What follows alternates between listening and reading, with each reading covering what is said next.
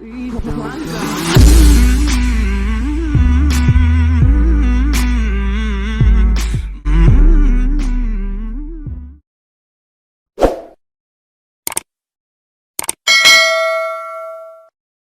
tahun saya di Jakarta luntang-lantung, Bang. Pernah sekali 24 jam saya nggak makan. Saya nggak punya duit, sama sekali nggak ada duit, ya kan? Pokoknya waktu itu benar-benar itu apa ya? Mungkin cobaan yang agak berat lah waktu itu. Karena saya ke Jakarta itu kan dibawa teman, ya kan? Iya. Dia udah ongkosin saya dari Bandung ke Jakarta. Kami tinggal di masjid itu selama 2 minggu, ya. 2 minggu tinggal di masjid itu, kalau pagi diajak makan, saya sarapan saya ikut. Tapi kalau makan siang, sore saya nggak mau. Saya bilang saya udah makan, padahal saya bohong, saya nggak makan. Karena saya ya merasa lah, nanti uang kawan ini habis. Iya. Ketika saya berdua tes di kampus itu, saya lulus, dia nggak lulus. Terus dia pulang kampung. Saya tinggal sendiri kan. Ya Allah, gini. Itu yang tadi saya cerita. Jadi pernah suatu ketika benar-benar 24 jam saya nggak makan. Saya minum air keran masjid. Iya. Ya, saya rasa halal lah. Saya kan nggak nyuri. Terus gitu. Saya kalau ada masalah gitu, sholat, terus sujud, berdoa, apa namanya? Yakin Allah akan kasih. Iya, Nah, Masya Allah, itu Bang. Iya, itu namanya di Jakarta itu, di Jati Padang, dekat Lipia ya. Jakarta Selatan, Pasar Minggu Jati Padang namanya. Itu ada Masjid Al-Ikhlas. Itu sampai teman-teman itu tahu itu masjid itu rumah saya. Iya. Sampai orang marbot, satpam itu jadi buat saya itu pahlawan. Mereka itu pahlawan saya ya, yang bantu saya.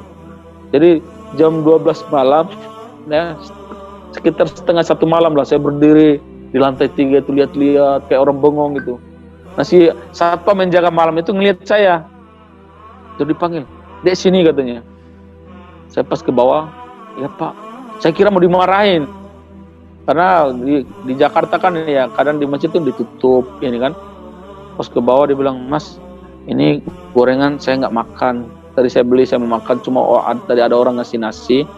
Jadi saya udah kenyang, saya udah makan nasi. Ini gorengan kalau kamu mau saya kasih." Sampai sekarang Bang, saya kalau ingat orang itu, aduh, hati saya itu gimana ya, itu jasa banget. Karena lagi lapar-laparnya itu nggak punya duit. Iya. Jadi pernah kemarin udah hampir 10 tahun saya jumpa beliau sama temannya. Sebagai balas budi saya bilang, "Bapak dulu nggak tahu ya, dulu waktu Bapak ngasih gorengan 10 tahun yang lalu, saya waktu itu lagi benar-benar lapar. Ya, saya keluarga kandung saya semua di Timor Leste. Iya. Terus saya nggak ada kiriman, terus pokoknya benar-benar susah lah. Nah, Bapak yang waktu ngasih malam gorengan itu, aduh, sampai sekarang saya nggak lupa Bang, kebaikan orang itu. Akhirnya alhamdulillah saya belajar di Jakarta, saya selesaikan S1 ya. Di kampus Al-Hikmah.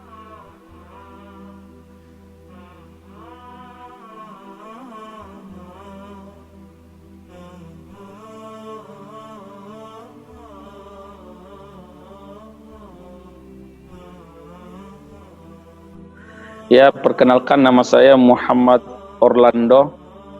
Keluarga saya itu Bang semuanya ya Katolik.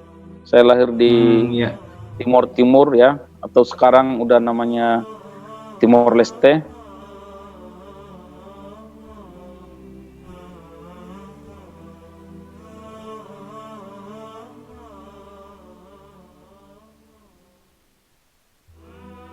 Rindu saya sama orang tua saya itu 12 tahun kan nggak ada kabar. Dari tahun 99 sampai tahun 2012 itu saya sama orang tua itu putus kontak semenjak tahun 99 itu. Ya kan, saya keliling Indonesia dulu nggak ada HP. Akhirnya saya berniat untuk pulang ke Timor Leste. Ketika nyampe di NTT, saya mau bikin paspor, susah paspor saya. Saya udah seminggu itu bikin paspor. Kata orang pihak imigrasi, intinya ada yang kurang lah.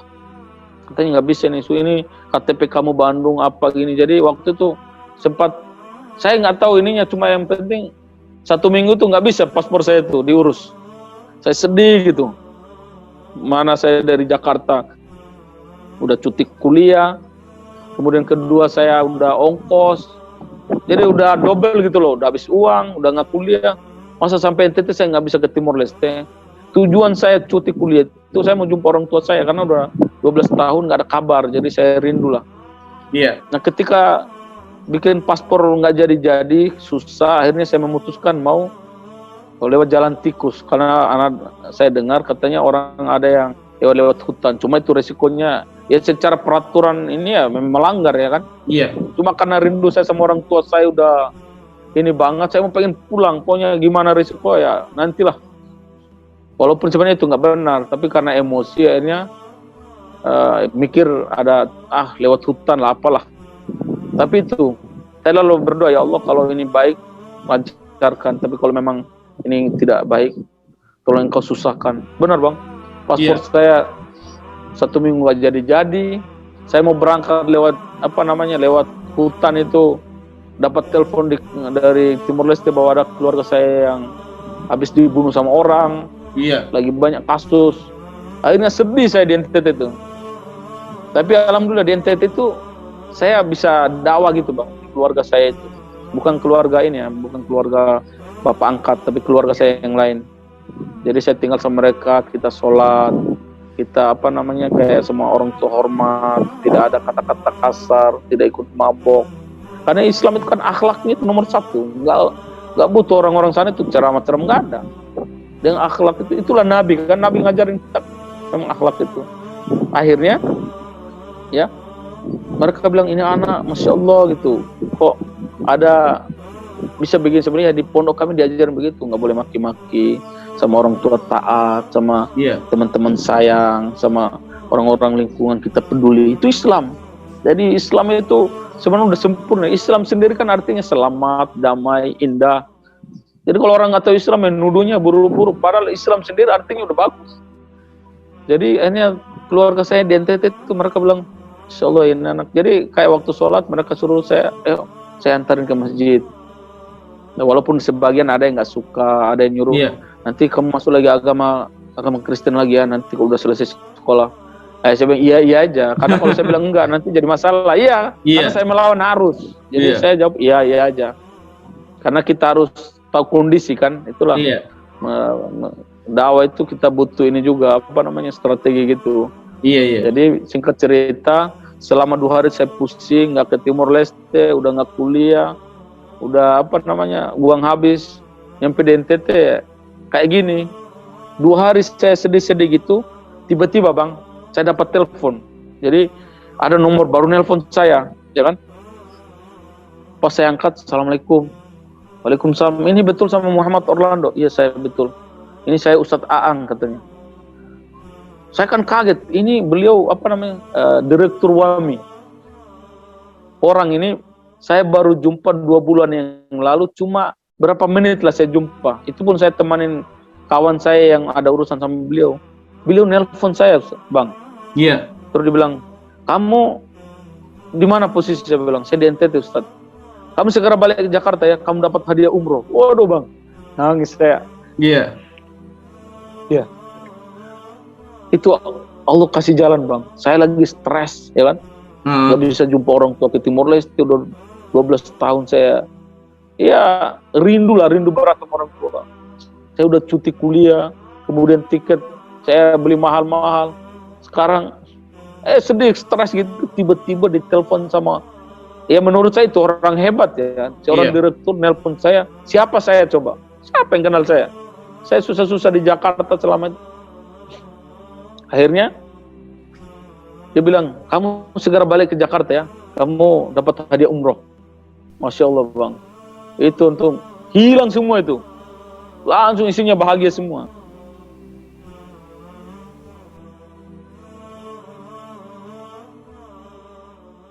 Kemudian habis itu, singkat cerita, berangkatlah saya umroh Bang. Saya merinding itu Bang. Itu 1 bulan lagi mau berangkat umroh. Itu Masya Allah, karena kita udah tahu doa-doa, udah tahu ini kan, jadi hati kita pun semakin ya pengen cepat nyampe gitu. Pas mendarat nyampe Madinah, kita kan Jakarta Madinah. Itu naik mobil terus menyaksikan gak ada pohon-pohon ya kan, padang pasir gitu. Ini loh di sini Rasulullah dulu jalan, Rasulullah dulu berjuang, memperjuangkan agama ini, susah-susah. Sekarang kita tinggal nikmati yang enak gitu loh. Kok kita jadi nggak bersyukur gitu? Kita dakwah enggak, belajar, enggak malah ngerusak Islam. Dia enggak sholat, mungkin malah. Jadi itu yang saya pikir wah bawanya nangis saja tuh. Wah nyampe hotel, dan karena saya merasa punya bahasa Arab, jadi saya lebih banyak di masjid. Saya ke hotel itu numpang tidur sama makan aja. Selain itu saya di masjid terus berdoa, ya Allah gitu bang. Saya sampai itu cari Raudhah itu, karena saya pertama masuk Masjid Nabawi, saya dapat info katanya kalau yang karpet hijau itu ya? Raudhah katanya. Iya. Ya. Nah ketika saya masuk masjid, karpet hijau kan panjang itu. Saya pindah-pindah itu, sholatnya saya pindah-pindah. Saya kira rupanya Raudhah itu di depan. Iya, paling depan. Nyampe sana, oh ini iya. Baru tahu itu Raudhah itu di sana. Akhirnya saya itu sebelum subuh itu. Jam 3 saya ke masjid. Jadi saya setiap hari itu saya berusaha sholat tahajud. Karena pahalanya kan luar biasa bang. Sholat di Masjid Nabawi itu kan pahalanya itu 10.000. Iya, Masya Allah ya. 10.000. Kalau di Masjidil Haram kan 100.000. Kita pahala itu lebih banyak daripada umur kita. Umur kita kan ya paling kata Nabi 60. Kalau kita umroh sholat di sana pahalanya tiap hari bang, saya sholat terus itu. Pindah-pindah saya sholat sampai di depan saya mungkin bersyukur itu bang, punya ustadz-ustadz yang ikhlas, teman-teman yang ikhlas bantu saya, doain saya, jadi kita istiqomah dalam keadaan susah gimana ya, sampai ke tanah suci kan. Sampai sana akhirnya saya tahu itu Raudhah itu di depan. Jadi waktu itu sebelum subuh orang udah padat, di Raudhah itu penuh gitu sama orang. Baru kita pun ketemu orang itu kan dari berbagai negara, orang-orang kan fisiknya besar-besar tinggi, kita kan kecil ya, kecil kurus ya kan. Terus saya nyelip terus masuk, nyampe di depan, sampai di shop pertama itu nggak ada tempat, semuanya penuh, cuma saya berdiri diam aja di situ. Saya selalu yakin bahwa Allah akan bantu saya bang. Itu dari dulu positif thinking saya gitu. Saya berdoa ya, kita berusaha taat kan, kata Allah ya, kita kalau berusaha untuk menjadi orang bertakwa, Allah akan mudahkan rezekinya semuanya. Jadi saya datang berdiri di tengah-tengah orang itu, orang yang soft ini udah penuh di Raudhah ini. Saya diam aja berdiri. Tiba-tiba ada orang di soft pertama nengok saya gini. Dia tuh lihat ke belakang, pas lihat gini, saya berdiri. Terus dia kasih isyarat. Dia bilang mau sholat, pakai isyarat. Ya saya ngangguk gitu. Akhirnya dia itu berdiri dari soft itu. Tapi dia nggak keluar, dia tunggu di situ. Dia tempat itu kasih saya suruh sholat. Itu bang, masya Allah, sholat di situ lah, nikmat banget. Saya berdoa itu bang. Ya singkat cerita di di Madinah itu kalau nggak salah 4 hari selesai. Dengan tur city semua terus merenung bagaimana dulu perjuangan Nabi, sahabat-sahabatnya hidup. Wah itu bawahnya nangis, merinding, campur lah. Terus kayak kita berangkat lagi ke Mekah ya kan. Di sana saya alhamdulillah cium Hajar Aswad, terus sholat di tempat-tempat mustajab, saya berdoa dan pulang umroh bang. Masya Allah ini bang, ini ketika pulang umroh. Baru pulang umroh itu nggak ada sebulan itu Allah mudahkan saya ke Timor Leste, jumpa ibu saya bang.